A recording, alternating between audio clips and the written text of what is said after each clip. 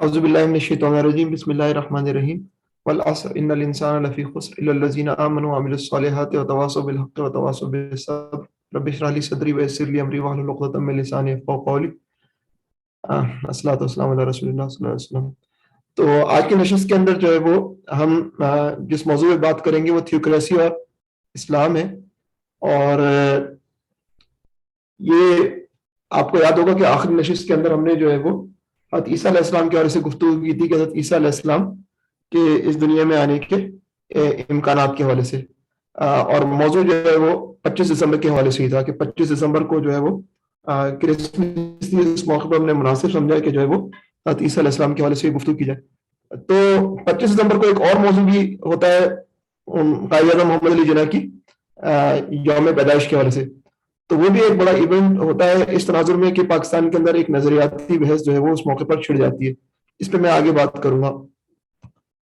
تو آج کے ایجنڈے کے اندر جو ہے وہ بنیادی طور پر ہم جو بات کرنے چلے ہیں وہ لفظ تھیوکریسی پہ کریں گے پہلے بات، اور پھر یہ موضوع کیوں، تھیوکریسی کی تاریخ پہ تھوڑی سی گفتگو کریں گے، تھیوکریسی اور اسلامی ریاست کا فرق اور اختتامیہ۔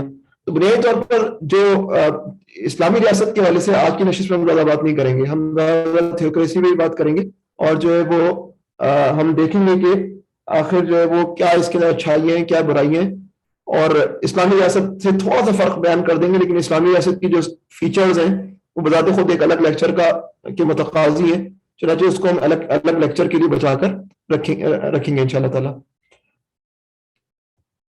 تو تھیوکریسی کا لفظ جو ہے وہ سمجھنے سے پہلے ہمیں یاد رکھنا چاہیے کہ ٹائپس آف گورنمنٹ ہوتی ہیں، جس میں سب سے مشہور طریقہ جو ہے وہ آج کل ڈیموکریسی کا ہے، جو کہ مغربی ممالک کے اندر بھی رائج ہے، ہمارے جہاں پر ان کا زور چلتا ہے وہاں پر رائج ہے، اور جو ہے وہ monarchy بھی دنیا کے حصے میں رائج ہے، کمیونزم ایک طویل عرصے دنیا میں حکومت کرتا ہوا سوشلزم کی بگڑی ہوئی شکلیں بھی موجود ہیں، لیکن ان میں سے ایک طریقہ کار جو ہے وہ تھیوکریسی کا بھی ہے۔ تھیوکریسی جو ہے وہ ایک ٹائپ آف گورنمنٹ ہے۔ تھیوکریسی کے معنی کیا ہے؟ دیکھیں یہ یونانی کا لفظ ہے، یہ یونانی زبان کا لفظ ہے، اور یونانی زبان میں تھیو جو ہے وہ خدا کو کہتے ہیں، کریسی جو ہے وہ حاکمیت کو کہتے ہیں، حکومت کو کہتے ہیں۔ اس طرح تھیوکریسی کا مطلب ہوا خدا کی حاکمیت یا خدا کی حکومت، جس طرح تھیولوجی ہے، تھیو گاڈ کو کہتے ہیں، لوجی جو ہے وہ مطالعے کو کہتے ہیں، خدا کا مطالعہ، خدا کی اسٹڈی آف گاڈ۔ تو theocracy government of God, rule of God. لیکن عملاً جو ہوتا ہے وہ جو کہا جاتا ہے وہ آتا ہے کہ نام تو خدا کا ہوتا ہے لیکن عملاً کچھ مذہبی پیشواؤں کی حکومت ہوتی ہے۔ تو یہ دیکھ لیں آپ کے گریک ورڈ ہے تھیوس، اس کے معنی جو ہے وہ گاڈ ہے، اور کریٹوس اس کے معنی رول ریجیم ہے، اور جو یونانی زبان کا لفظ ہے تھیوکریشیا ہے، اور اس کے معنی دا رول آف گاڈ ہے، اور پھر اسی سے تھیوکریٹی بنا، اور پھر تھیوکریٹی سے تھیوکریسی بنا۔ چند تاریخی اسباب کی وجہ سے تھیوکریسی جو ہے وہ کا لفظ گویا کہ گالی بن گیا، کہ یہ مذہبی طبقہ ہے، یہ لوگوں کی زبان خاموش کرانے کے لیے، اور جو ہے وہ اس کو جو ہے تائید حاصل ہوتی ہے حکومتی قوت کی، اور جو ہے وہ ان لوگوں کا علاج جو ہے وہ تھیوکریسی کا زمانہ نہیں ہے، بلکہ جو ہے وہ تھیوکریسی کو جانا ہوگا اگر کہیں بچی بھی ہے اس دنیا میں، اور اس کی جگہ جو ہے ڈیموکریسی کو لینا ہوگا، تو جو ہے وہ ڈیموکریسی جو ہے وہ دنیا کا جو ہے مستقبل ہے، دنیا کا حال ہے، دنیا کا مستقبل ہے، اور تھیوکریسی سے اس دنیا کو کوئی تعلق نہیں ہونا چاہیے۔ وہ تاریخی اسباب کیا ہے اس پہ ہم تھوڑی دیر بعد گفتگو کر لیں گے۔ تو یہ موضوع کیوں رکھا گیا؟ تو 25 دسمبر میں تقریباً تسلسل سے کھڑا کیا تھا ایک تنازع ہے، جو کہ 25 دسمبر کو میں نے آپ کو بتایا تھا کہ ابتدائی طور پر جو میں گفتگو کر رہا تھا، ایک تو بڑا ایونٹ حضرت عیسیٰ علیہ السلام کی پیدائش کی وجہ سے ہوتا ہے جو کرسمس کا عنوان ہے، اور دوسرا جو ہے وہ قائد اعظم محمد علی جناح کی پیدائش کی وجہ سے۔ تو اس میں جو ہے وہ جب بھی بات حضرت قائد اعظم محمد علی جناح کی وجہ سے گفتگو ہوتی ہے تو سیکولر طبقہ جو ہے وہ ان کی ایک تقریر کو لے کر آ جاتا ہے، اور اس کو لے کر جو ہے وہ پاکستان کے مقاصد کو جو ہے وہ اور پاکستان کی تاسیس کے حوالے سے جو ہے وہ سوالات کھڑے کر دیتا ہے، ابہام پیدا کر دیتا ہے۔ مثلا ایک اعلیٰ حکومتی عہدیدار کا بیان کہ موجودہ ایک اعلیٰ حکومتی عہدیدار کا بیان آیا اس 25 نومبر کو، یہ کنفیوژن دور کرنے کے قائد اعظم پاکستان کو مذہبی ریاست بنانا چاہتے تھے۔ قائد اعظم ہرگز پاکستان کو مذہبی ریاست نہیں بنانا چاہتے تھے۔ لوگ قائد اعظم کے نام پر ایسی باتیں کر کے ملک کو پسماندہ بنانا چاہتے ہیں، یہ ان کا بیان آیا۔ اور مذہبی ریاست کے تناظر میں جو ہے وہ اصل میں قائد اعظم کے جو اقوال ہیں وہ مذہبی ریاست کے عنوان سے جو ہے وہ جو لفظ استعمال کرتے ہیں وہ تھیوکریٹک اسٹیٹ کا استعمال کرتے ہیں۔ مثلا انہوں نے فرمایا the great majority of us are Muslims, we follow the teaching of Prophet Muhammad sallallahu alaihi wasallam, we are members of the brotherhood of Islam in which all are equal in rights, dignity and self-respect.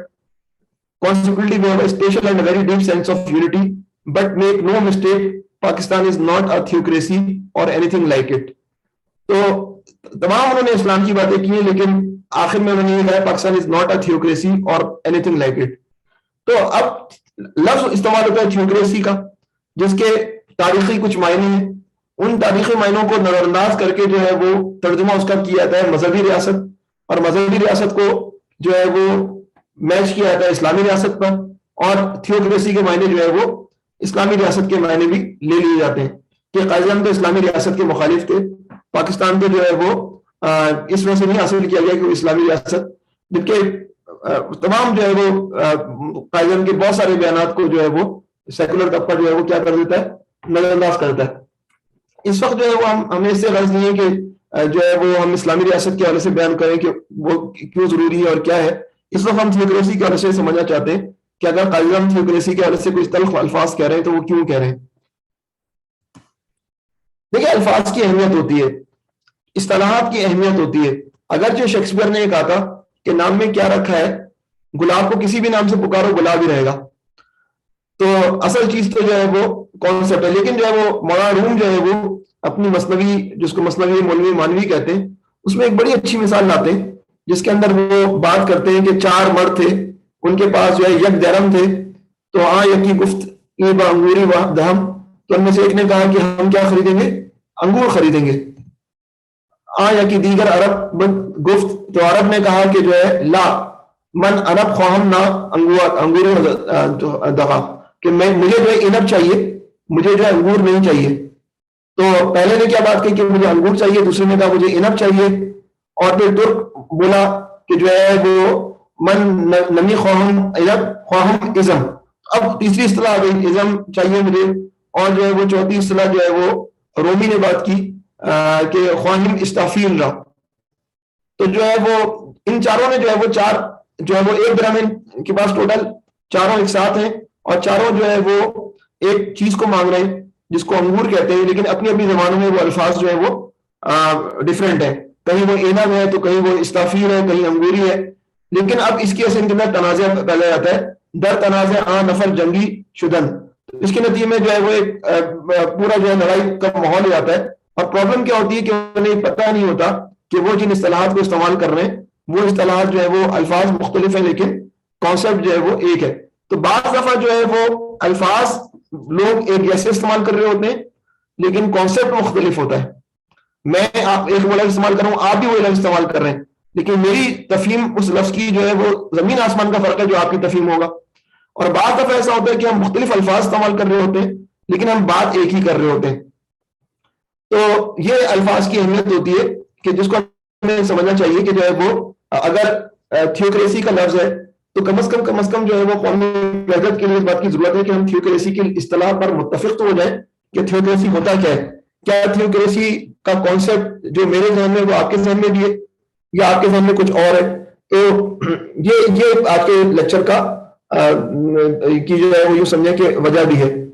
تو 2 اصطلاحات کے فرق کو جاننے کی ضرورت ہے، ایک تھیوکریسی ہے، یہ ایک مذہبی ریاست ہے بے شک، اور ایک اسلامی ریاست، ان دونوں کے فرق کو ہمیں سمجھنے کی ضرورت ہے۔ سیکولر طبقے کے نزدیک تھیوکریسی، مذہبی ریاست، اسلامی ریاست سب ایک ہی اصطلاحات ہیں، ایک ہی چیز ہے، جبکہ دینی طبقے کے نزدیک تھیوکریسی الگ چیز ہے، اسلامی ریاست الگ تصور ہے، ان دونوں کے اندر زمین آسمان کا فرق ہے۔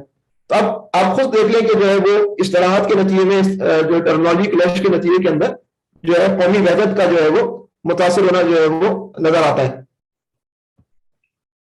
تو اصطلاحات کا اگر فرق ہم نہیں سمجھیں گے تو قائزم کے افکار کی تعبیرات میں فرق آ جائے گا. سیکولر افراد جو ہے وہ کچھ اور تعبیر کریں گے, ہم مذہبی لوگ جو ہے وہ اس کی تعبیر کچھ اور کریں گے. اچھا, فاؤنڈنگ فادرز کا مسئلہ جو ہے وہ ہم کہتے ہیں کہ ہم بہت زیادہ جو ہے وہ پسماندہ قسم کے لوگ ہیں, بدقسمت قسم کے لوگ ہیں, کہ ہم لوگ جو ہے کلیئر نہیں ہے ہماری تاریخ کے حوالے سے کہ ہمارے فاؤنڈنگ فادرز مثلا قائد محمد علی جناح, علامہ اقبال چاہتے کیا تھے, اور ہمارے درمیان اس بیسک ایشو کے اندر بھی اختلاف ہے. لیکن یہ صرف پاکستان کا مسئلہ نہیں ہے.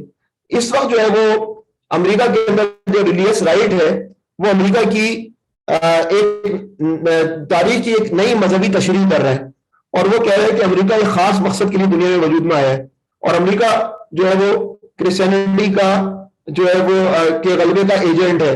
اس طرح کی باتیں امریکہ میں رائٹسٹ جو وہاں کے وہ کرتے ہیں. تو جو ہے وہ اب اس موقع پر جو ہے وہ لوگ فاؤنڈنگ فادرز کا حوالہ دیتے ہیں. America is a Christian nation. Oh, really? Now I wonder what the founding father had to say about this. تو تھامس جیفرسن نے کہا Christianity neither is nor ever was a part of common law. یہ Thomas Jefferson founding father ہے. Christianity neither is nor ever was part of a common law. James medicine نے کہا کہ religion and government will both exist in greater purity the less they are mixed together. اور جان Adams نے کہا کہ the government of the United States is not in any sense founded on the Christian religion. تو امریکہ کو دنیا جانتی ہے کہ امریکہ کے جو ہے وہ سیٹلرز نے جو ہے وہ برطانیہ کے خلاف بغاوت کی, برطانیہ نے کچھ ٹیکس ان پر جو ہے وہ لاد دیے تھے, اور اس کا کوئی تعلق مذہب سے نہیں تھا. تو ایک دنیا خطہ وہ ہے جہاں مذہبی طور پر ایک زمین ایک اسٹیٹ وجود میں نہیں ہے, لیکن وہ لوگ کہتے ہیں کہ نہیں اس کا کوئی مذہبی وجود ہے.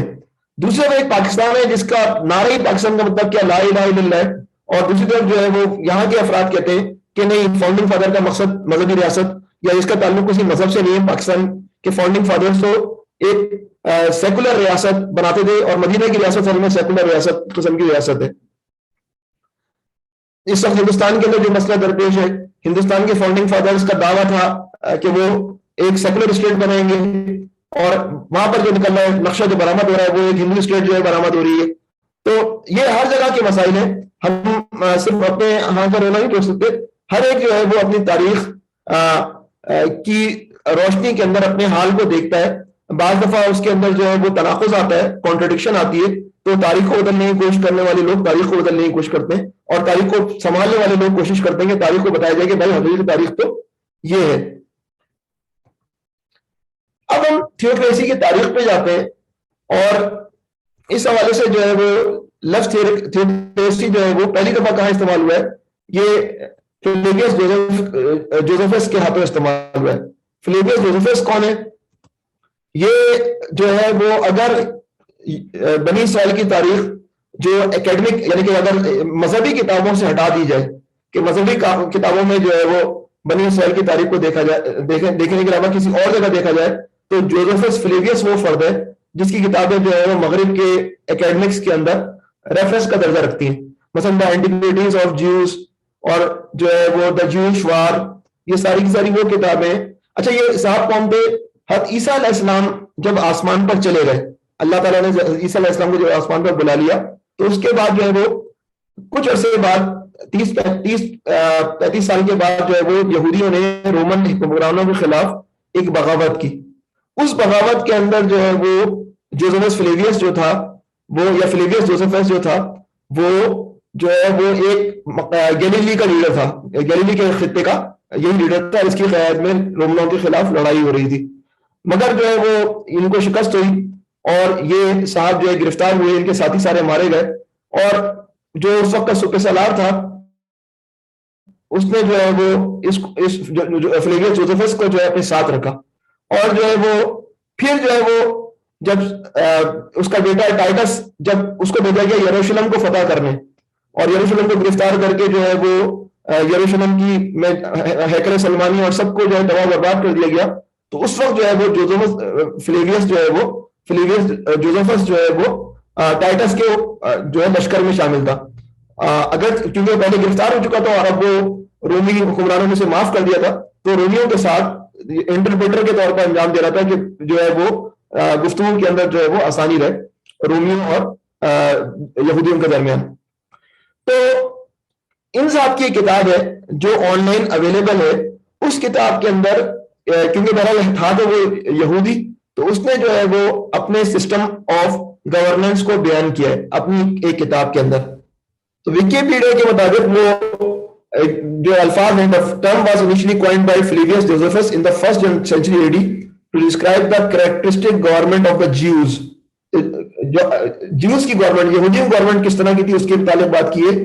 Josephus argued that while the mankind had developed many forms of rule, most could be subsumed under the following three types. یا تو monarchy ہوگی، یعنی کہ انسانیت نے جتنے بھی حکمرانی کے اسلوب ڈیولپ کیے وہ تین کیٹیگریز میں آتے ہیں جوزفس فلیویس کے بقول. monarchy جس کو بادشاہت بھی کہتے ہیں آپ،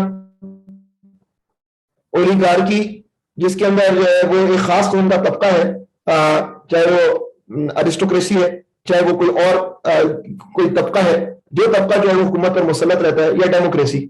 تو یہ جو ہے وہ جمہوریت، یہ تین طریقے ہیں.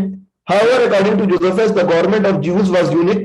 تو جوزفس نے کہا کہ بھائی مگر یہودیوں کی تاریخ اور جو یہودیوں کی حکومت بالکل یونیک تھی. Josephus offered the term theocracy to describe this polity according to Jewish tradition ordained by Moses. تو انہوں نے کہا کہ ہمارا طریقہ کار تو جو ہے وہ تھیوکریسی کا ہے، جو کہ ہمیں موسیٰ علیہ السلام نے سکھایا. In which God is sovereign and his word is law. تو اس میں اصل حکمران کون ہے؟ اصل حکمران خدا ہے اور اس کے ورڈ جو ہے وہ وہی اصل میں قانون ہے.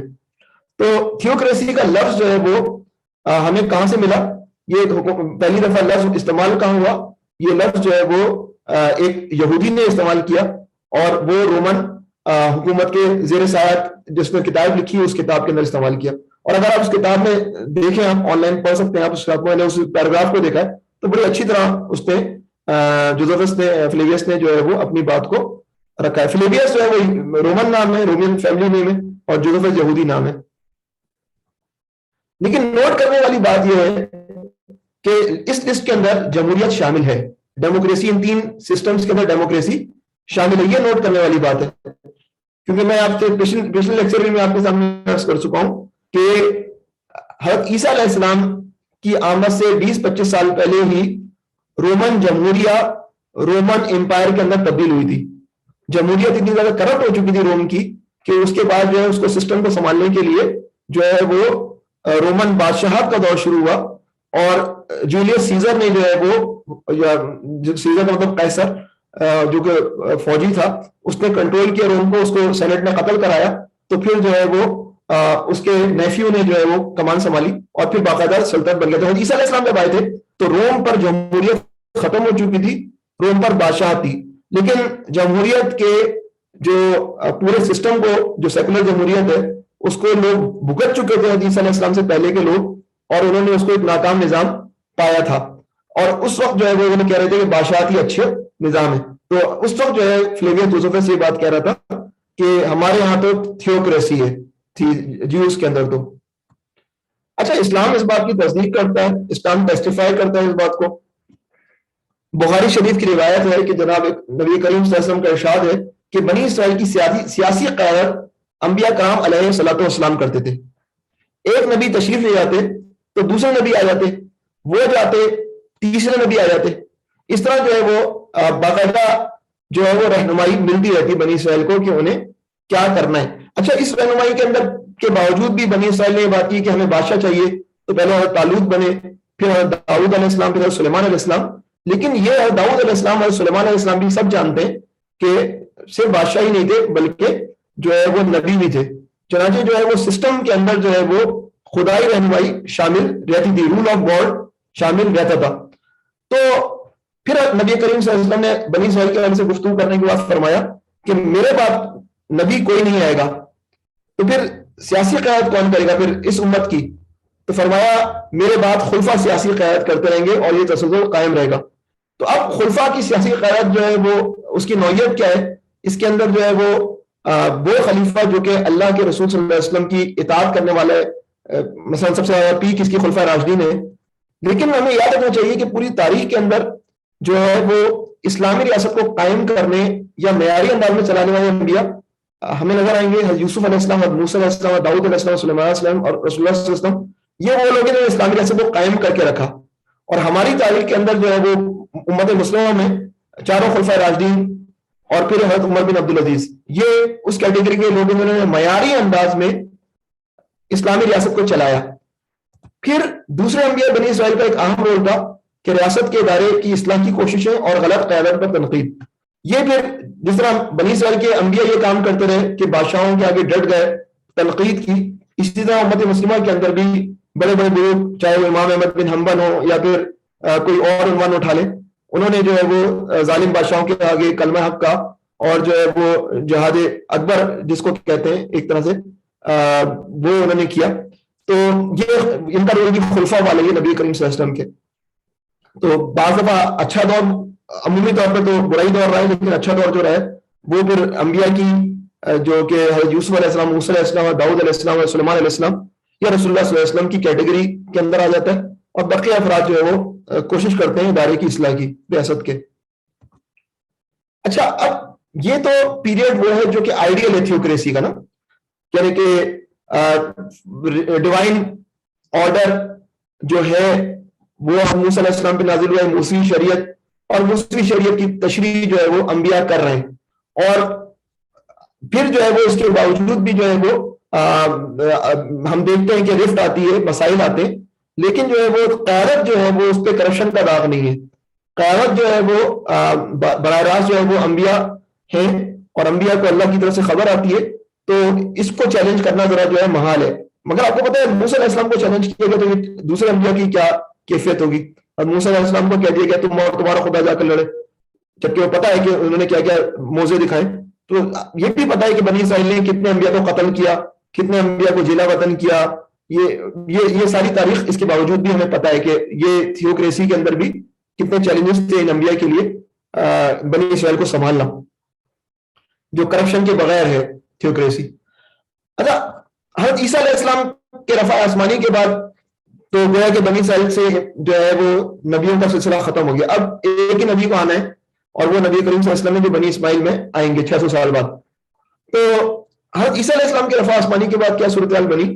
حواریوں نے جدوجہد کی، حضرت عیسیٰ علیہ السلام کے ساتھی حواری جو تھے ڈسپلز، اور رومن بادشاہوں کے ہاتھوں انہوں نے اذیتیں برداشت کی اور قتل عام برداشت کیا۔ اب کیونکہ رومن جمہوریت ختم ہو چکی ہے، رومن بادشاہ ہے، نیرو ہے تو وہ بانسری بجا رہا ہے، اور بیک اینڈ پہ جو ہے وہ کچھ اور روم چل رہا ہے، اور پھر اس کا الزام جو ہے وہ حواریوں جو عیسائی ہیں ان پر لگ جاتا ہے، اور پھر ان کو اذیتیں دی جاتی ہیں۔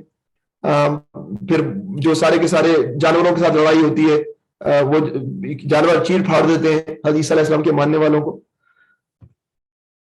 تو شہنشاہ بہرحال جو ہے وہ یہ جو ہے رنگ لاتی ہے، اور ایک رنگ کا بادشاہ ہے شہنشاہ قسطنطین، جس کو کانسٹنٹائن کہتے ہیں، وہ عیسائیت کو قبول کر لیتا ہے، اور 313 عیسوی کے اندر عیسائیت روم کے سرکاری مذاہب میں سے ایک بن جاتی ہے۔ 313 یہ آسان ہے یاد کرنا، 313 عیسوی کوئی مشکل کام نہیں ہے، کیونکہ غزوہ بدر کے اندر بھی 313 مجاہدین تھے، تو اس لحاظ سے آپ یاد کر سکتے ہیں کہ 313 کے اندر، 313 عیسوی کے اندر، یعنی کہ حضرت عیسیٰ علیہ السلام 30 عیسوی کے اندر یا 33 عیسوی کے اندر آسمان پہ گئے، ان کے جانے کے تقریباً 300 سال لگا لیں کے بعد جو ہے وہ عیسائیت روم کے سرکاری مذاہب میں سے ایک بن جاتی ہے۔ اچھا، اب جب یہ ہوتا ہے تو قسطنطین جو ہے وہ پھر سول کیسز کو جو ہے وہ کیا کرتا ہے، بشپس کی طرف کرتا ہے کہ اب سول کیسز جو ہوں گے ان کو ہینڈل کون کرے گا، وہ اب عیسائی پریسٹ کرے گا۔ اب چرچ جو ہے وہ اسے جب مہلت ملتی ہے تو چرچ جو ہے وہ اپنی تنظیم آرگنائزیشن کیسے کرتا ہے، رومن سول اداروں کی طرح کرتا ہے۔ جس طرح پاکستان کے اندر جو ہے وہ اگر یوں سمجھے کہ 5 صوبے ہیں، تو پھر 5 صوبے اگر ہم کہیں تو کوئی مذہبی سیاسی تنظیم 5 صوبے بنا لے اپنے، یعنی کہ ہم کہیں گے پاکستان کی جو ہے وہ سول جو ہے وہ آرگنائزیشن کے مطابق اس مذہبی تنظیم نے اپنی آرگنائزیشن کی۔ اسی طرح چرچ نے بھی روم کی جو سیاسی تقسیم تھی اسی اعتبار سے جو ہے وہ اپنی آرگنائزیشن کی۔ تو عیسائیوں کا بہرحال کیونکہ روم جو ہے بہرحال اس وقت تک جو ہے وہ دارالحکومت تھا رومن امپائر کا، یہ کانسٹنٹائن تھا 313 کے اندر جس نے عیسائیت قبول کی، جس نے جو ہے وہ نیا دارالحکومت بنایا جس کو جو ہے وہ قسطنطنیہ کہتے ہیں۔ لیکن 313 عیسوی سے پہلے تک تو دارالحکومت روم ہی تھا، جو اٹلی کا شہر آج کا ہے۔ تو سب سے زیادہ جو کام، سب سے زیادہ اہم شہر وہی تھا، تو عیسائیوں نے سب سے زیادہ کام بھی وہیں لگا کیا۔ ان کا سب سے جو اہم ترین رہنما تھے پیٹر، وہ وہیں شہید ہوئے. تو رومن جو چرچ تھا، جو روم کے اندر چرچ تھا، اس کو سب سے زیادہ اہمیت دی جاتی تھی. تو عیسائیت کا مرکزی ڈائیوسیس جو ہے وہ کیا تھا؟ روم تھا.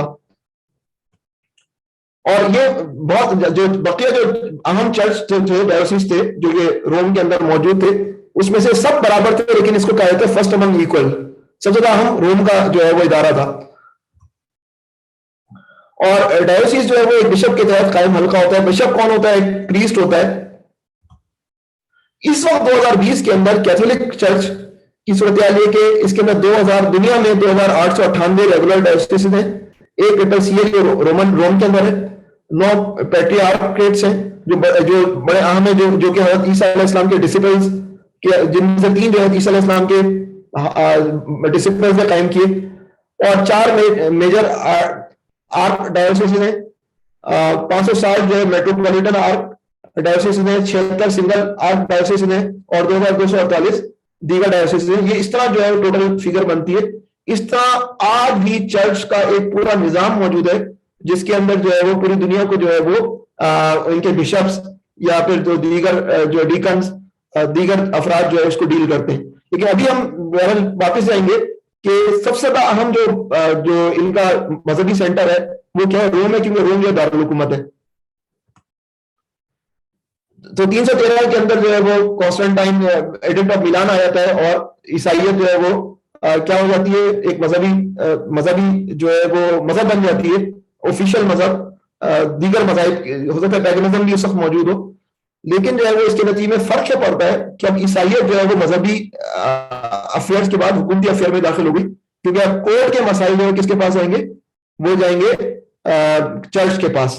وہاں پر جو ہے بشپس فیصلہ کریں گے انسانوں کے درمیان.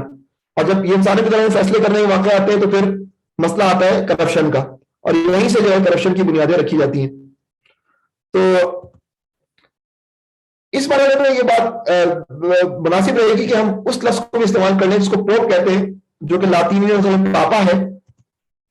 The Pope, also known as Supreme Pontiff or Sovereign Pontiff, is the Bishop of Rome, head of worldwide Catholic Church and head of state or sovereign of Vatican City State. تو pope جو ہے وہ ابھی بھی ایک جو ہے وہ فرد ہے، اور وہ ہیڈ آف ویٹیکن اسٹیٹ بھی ہے جو اٹلی کے اندر واقع ہے، اور جو ہے دنیا بھر کے جو کیتھولک چرچ کے ذمہ دار بھی ہیں، اور بشپ آف روم بھی ہیں. تو کیتھولک کا کہنا ہے یہ کہ یہ پوپ کو حق کیسے حاصل ہوا کہ پوری دنیا کو کمانڈ سنبھالے عیسائیت کی. The primacy of Bishop of Rome is largely derived from the roles as apostolic successor to Saint Peter. کیونکہ عیسیٰ علیہ السلام کے جو حواری تھے پیٹر، وہ روم میں گئے، اور وہ جو ہے وہ ان کے سکسیسر، ان کو شہید کر دیا گیا، تو ان کا سکسیسر جو ہے وہ کیتھولک چرچ بنا. To whom primacy was confirmed by Jesus. لیکن سینٹ پیٹر کو امپورٹنس کیوں ملی؟ کیونکہ عیسیٰ علیہ السلام نے سینٹ پیٹر کو کہا تھا کہ تم میرے جانشی ہو. ایک طرح سے ان کو کہا تھا کہ تمہارے پاس میں تمہیں کیز آف ہیون دوں گا، اور جو ہے وہ ان کو کہا تھا کہ تم وہ چٹان ہو جس پر جو ہے وہ میرا چرچ بنے گا. تو گویا کہ سینٹ پیٹر روم میں شہید ہوئے، اور سینٹ پیٹر کے خون کے پر جو ہے وہ رومن کیتھولک چرچ کی بنیاد پڑی. کیتھولک کا مطلب یونیورسل، اور جو ہے وہ رومن کیتھولک چرچ جو ہے وہ اس کا جو ہیڈ ہے، جو ہیڈ بشپ ہے، وہ سب سے زیادہ اہم ہے، اور اس کو جو ہے وہ پوپ کہا جانے لگا، پاپا.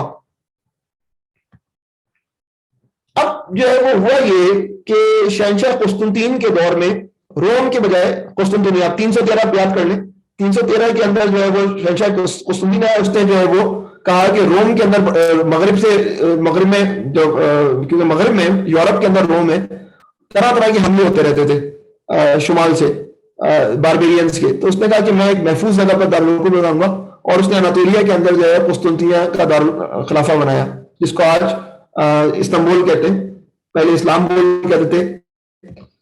تو یوں جو ہے وہ روم کی جگہ اب جو ہے وہ کانسٹینٹینوپل جو ہے وہ رومن امپائر کا دارالحکومت بنا. اب جب رومن امپائر کا دارالحکومت بنا تو چرچ کا مقام تو رومن کیتھولک چرچ کا تو سینٹر روم ہے، اور اب استنبول کو مرکزی حیثیت حاصل ہو گئی سول آرڈر کے اندر.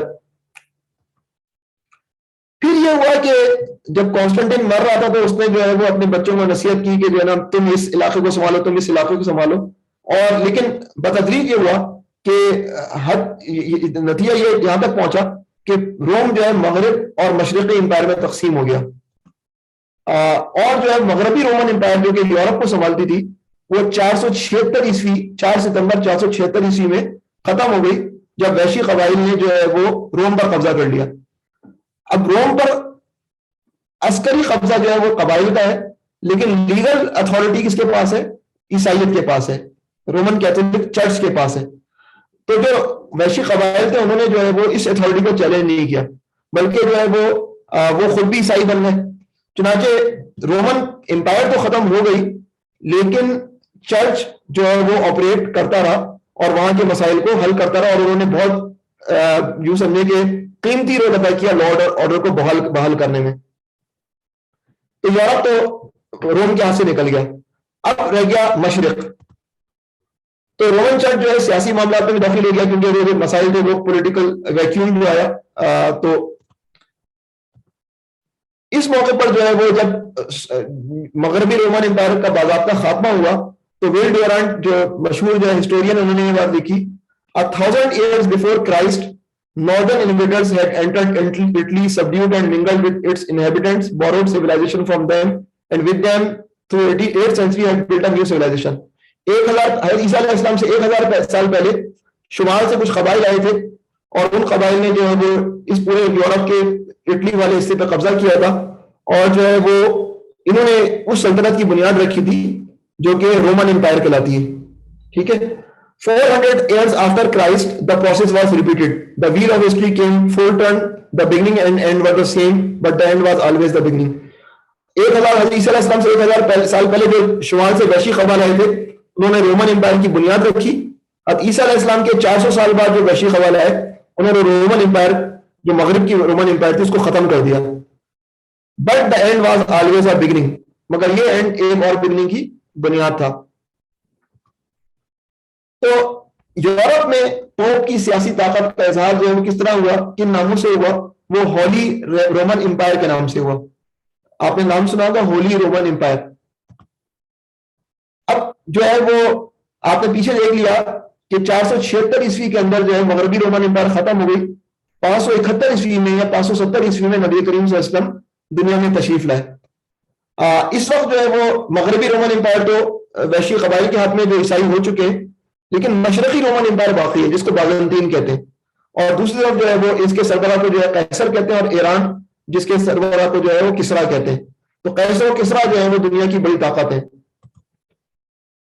ہجرت مدینہ نبی کریم صلی اللہ علیہ وسلم نے فرمائی، اور اس کے 23 سال کے اندر اندر بازنطینی حکومت اور یعنی قیصر اور کسرا دونوں نڈھال تھے، دونوں کو جو ہے وہ مسلمانوں نے اڑا کر رکھ دیا۔ قیصر نے تو جو ہے وہ استنبول میں جا کر قسطنطنیہ میں جا کر پناہ لے لی، لیکن کسرا تو ختم ہی ہو کر رہ گیا۔ اب مسلمانوں کے یورپ کی طرف بڑھتے قدم تھے، کیونکہ اس مشرقی حصہ تو فتح ہو گیا سوائے استنبول کے، اناطولیہ کا حصہ۔ 732 عیسوی میں مسلمانوں کو یورپ میں بڑھ رہے تھے، چارلس مارٹل کی فوجوں کے ہاتھوں غیر متوقع شکست ہوئی، جس کو بیٹل آف ٹورس کہتے ہیں، 732 عیسوی۔ تو اس کے حوالے سے میں آپ کو ایک تھوڑا چھوٹا سا کلپ دکھاؤں گا، آواز اگر زیادہ ہو تو کم کر دوں گا۔ 8th century Europe. After decades of relative stability, a new threat has appeared on the horizon. The Umayyad Caliphate, a Muslim dynasty whose territory stretches from Morocco to Central Asia.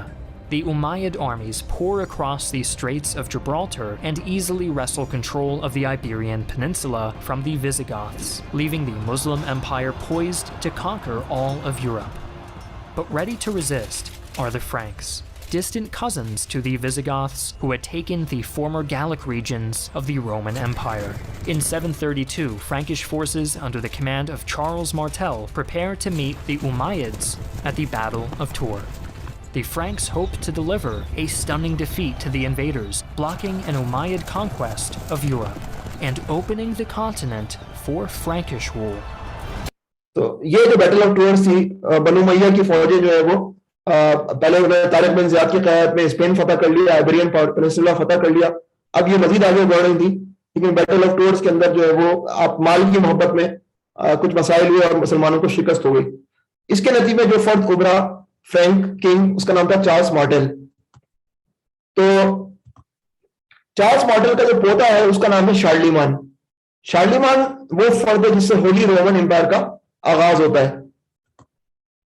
یہ ایک اور کلپ ہے, یہ تھوڑا سا بڑا ہے لیکن یہ ہمیں اندازہ کرے گا کہ کیا کیا سیاست ہوئی جس کے نتیجے میں ہولی رومن امپائر کا آغاز ہوا. Right there. Charles Martel's dramatic and unlikely victory at Tours dashed all hopes the Umayyads had of moving beyond Iberia. It also marked the beginning of the Carolingian dynasty, with Martel's son Pepin the Short becoming the king of the Franks in 751. Despite his diminutive moniker, Pepin was a wise ruler who cultivated a strong relationship with the church, greatly expanding the power and influence of the papacy by granting Pope Stephen II control over a number of Italian cities that Pepin had conquered from the Lombards. Thus were born the Papal States. However, it would not be until the reign of Pepin's own sons, Charlemagne and Carloman, that the possibility of building a true empire to rival Rome presented itself. Despite splitting the kingdom equally between Charlemagne and Carloman in accordance with the Frankish inheritance law, the two brothers began plotting against each other. With lawsuits not having been invented yet, the two brothers prepared for the next best thing: civil war. But conflict was averted when Carloman died in glory, armor covered in the gore of an acute nosebleed. With his only true rival dead, the energetic and capable Charlemagne was now king of all Francia, and the reunited kingdom soon became the most powerful nation in Europe. It was a power that would soon be tested. In 795, the consecration of Pope Leo III sent shockwaves through the Catholic world. Leo was a commoner with no political allies or influence, and the election of a low-class pontiff was unheard of. The nobility within the new pope's flock quickly sought to gently persuade Leo to abdicate, and he was forced to flee Rome in 799 after nearly having his eyes and tongue torn out by hired thugs. Thanks to his family's positive standing with the church, Charlemagne was the logical person to turn to for help, and Leo was soon back in Rome under heavy Carolingian guard. But with his enemies accusing him of crimes ranging from adultery to perjury, Pope Leo was left with little choice but to swear an oath of purgation, stating his innocence before God on pain of eternal damnation. Unable to challenge this declaration without calling their own religious integrity into question, Leo's enemies were forced to admit defeat, and most were promptly exiled. With his power unquestionably restored, Pope Leo presided over Holy Mass in Old St. Peter's Basilica, and as a reward for his service, Leo christened Charlemagne Imperator Romanorum, Emperor of the Romans, before the dumbfounded faithful. आपने clip देख लिया है. अब क्या हुआ कि 795 ईस्वी या उस मौके पर जो है वो, पहले तो हमने बात की चार्ल्स मार्टल ने मुसलमानों को हराया. चार्ल्स मार्टल का बेटा जो था उसने जो है वो बहुत सारी जमीनें जो उसने जो इटली में फतह की थी लॉम्बार्ड से, उसको उन्हें तकसीम कर दिया चर्च को. इस तरह पैपल स्टेट्स इटली के अंदर वजूद में आई. फिर उसके बाद जो है वो ये जो है चार्ल्स मार्टल का पोता, दो पोते थे, दोनों की आपस में लड़ाई होने जा रही थी कि एक बेटे का इंतकाल हो गया नोज बिल्डिंग से, तो अब शार्लिमान ही बचा. शार्लिमान अब दुनिया का ये फ्रैंक किंगडम का और यूरोप का सबसे ताकतवर हुक्मरान बन गया. दूसरा एक पोप आया जो कि कॉमन आदमी था, उसको हटाने की कोशिश की गई, तो उसने जो है शार्लिमान की मदद तलब की. शार्लिमान आकर उसको बचाया, और जो है जिन्होंने उसको हटाने की कोशिश की उनको जलावतन कर दिया गया. इस सिले के अंदर शार्लिमान को जो है वो उस पोप ने जो है वो कहा कि तुम जो है वो रोमन एम्परर हो, रोमन एम्परर हो. हॉली रोमन एम्परर से ज्यादा अभी रोमन एम्परर की हम बात करेंगे, क्योंकि पुराने जमाने में रोमन एम्परर की बड़ी अहमियत थी. अगर से मगरिब का रोमन एम्पायर खत्म हो चुकी थी, लेकिन मशरकी रोमन एम्पायर का दावा अभी भी मगरबी रोमन एम्पायर पे बाकी था. और रोमन एम्पायर जो बिशप जो है वो, या फिर जो पोप जो था वो, अभी अब तक हिदायत किससे ले रहा था? वो बाजंतीनी जो है वो कैसर से ले रहा था. अच्छा, बाजंतीन के अंदर क्या हुआ, जो एशिया के अंदर जो इस्तांबुल में क्या हो रहा था کہ خاتون جو ہے حکمران بن گئی. تو خاتون حکمران بن گئی تو اس نے کہا یہ سے نہیں لوں گا. تو اسے موقع مل گیا کہ میں شارلیمان کو جو ہے وہ رومن امپائر کنسیڈر کرتا ہوں. چنانچہ بازنطینی گورنمنٹ کو اس نے ہٹایا جو استنبول میں آپریٹ کر رہی تھی, اور اس نے کہا کہ اب جو رومن امپائر ہوگا وہ کون ہوگا, اس کو جو کنگ آف فرینک تھا شارلیمان.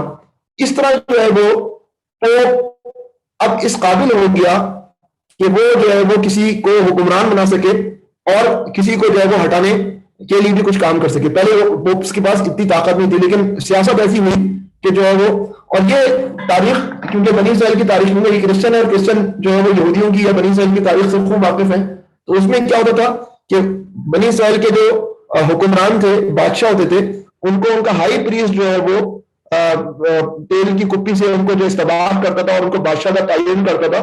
تو اس طرح جو ہے بشپ جو ہے وہ یورپین بادشاہوں کے جو ہے وہ یا پھر رومن امپائر کے جو ہے وہ تعین کریں گے کہ تم ہمارے جو ہے وہ حکمران ہو. مذہبی جو ہے وہ توثیق عطا کریں گے, مذہبی جو ہے وہ حمایت عطا کریں گے. تو پاپائیت کا ارتقاء جو ہے وہ اس پر جو ہے بلڈورنٹ نے یہ بات کی کہ out of this intimate cooperation of church and state came one of the most brilliant idea in the history of statesmanship, the transformation of Charlemagne realm to Holy Roman Empire that should have behind it all the prestige, sanctity and stability of both imperial and papal Rome. تو ایک تو اس کے اندر یہ نیا جو Holi Roman umpire ہے, اس کے back and پہ جو ہے وہ ہولی لفظ جو ہے پاپائیت کی طرف اشارہ کر رہا ہے, اور رومن جو ہے وہ اس طرف اشارہ کر رہا ہے کہ اس کو دنیا کا اقتدار بھی حاصل ہے, دنیا کی فوجوں کی بھی پشت پناہی حاصل ہے. تو اب جو ہے وہ پہلے تو صورتحال یہ تھی کہ جو روم تھا اس کا جو بشپ تھا وہ فرسٹ امنگ ایکولز تھا اور مختلف بشپس کو کوآرڈینیٹ کرتا تھا.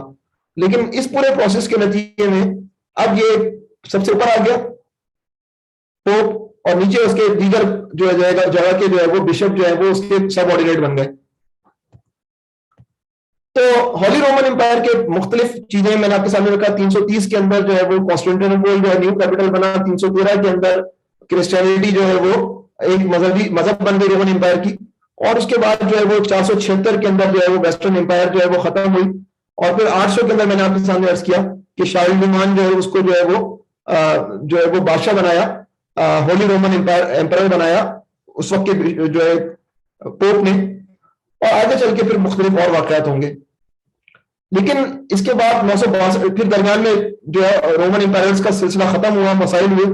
پھر 962 عیسوی میں جرمنی میدان میں آیا, اور جرمنی کا حکمران تھا, اس نے جو ہے ہولی رومن امپائر کا جو ہے وہ ٹائٹل لیا, اس وقت کے پوپ کی جو ہے وہ زیر نگرانی. یہ اس کے بعد جو اس کی تاریخ میں اہم واقعات ہیں کروسیڈز ہیں, صلیبی جنگیں جو مسلط کی ایک پوپ کی وجہ سے ہوئی ہے.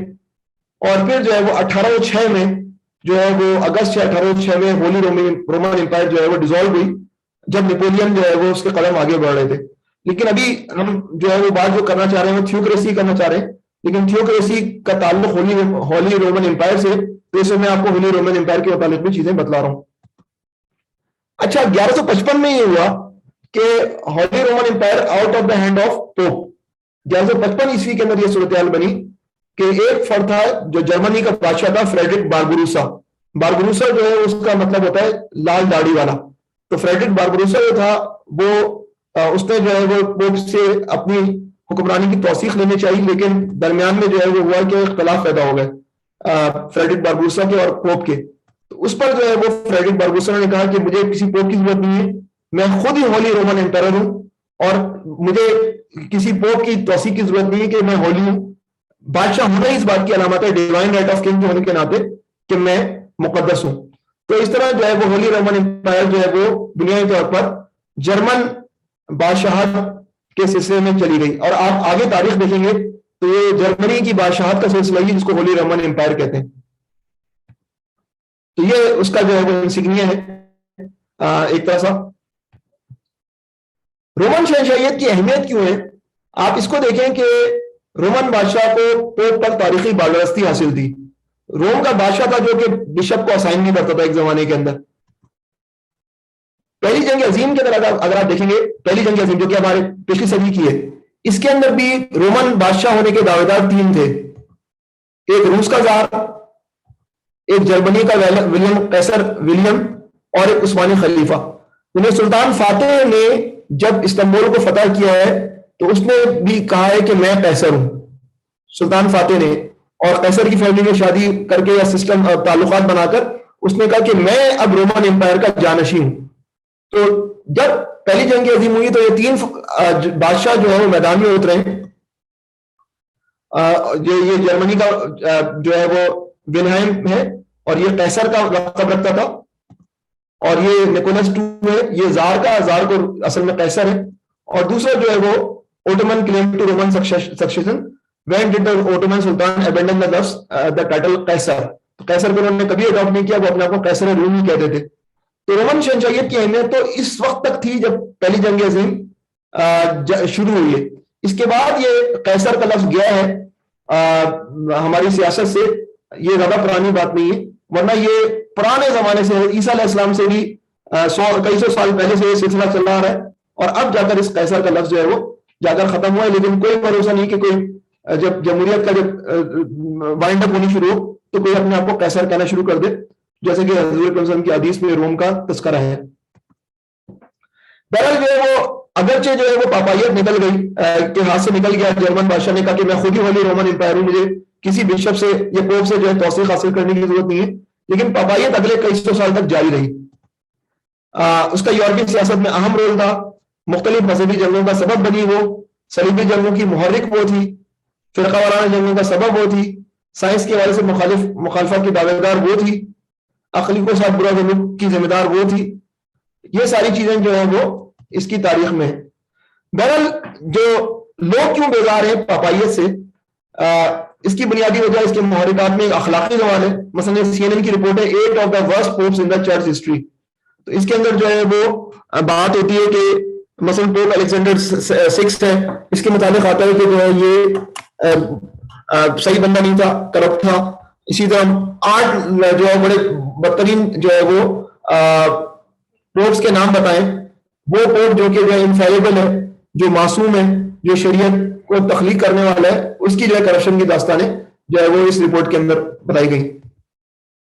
کلیسا کے مظالم آپ سب جانتے ہیں کہ جو ہے وہ انکویزیشن جہاں اس کا بس چلا، مذہبی بنیادوں پر مسلمانوں کو یہودیوں کے ساتھ جو ظلم کیے جا سکتے تھے اور وہ جو ہے وہ کیے گئے، اور جو ہے وہ مسلمانوں کو زبردستی جو ہے وہ کرسچن بنایا گیا، یہودیوں کو زبردستی کرسچن بنایا گیا مار مار کے، اور یہ کام صرف یہی نہیں کیا گیا، امریکہ میں بھی کیا گیا، اور جو ہے وہ یہی کام جو ہے وہ افریقہ کے مسلمان یا پھر پیگن قبائل کے ساتھ کیا گیا، انہیں مار مار کے جو ہے عیسائی بنایا گیا۔ پھر صرف غیر عیسائیوں کے ساتھ یہ سلوک نہیں ہوا، بلکہ یہ جو ریلیجیس وار پوری ہے جس کے اندر جو ہے وہ سینکڑوں سال جو جنگ جاری رہی ہے ریفارمرز کے درمیان اور کیتھولک چرچ کے درمیان، تو پاپاؤں کے درمیان، اور جو ہے وہ افراد جو کہ کہتے تھے کہ ہمیں درمیان میں کلیسا نہیں چاہیے، ہم جو ہے وہ بائبل کو خود پڑھ سکتے ہیں اور اس کی اپنی تشریح کر سکتے ہیں۔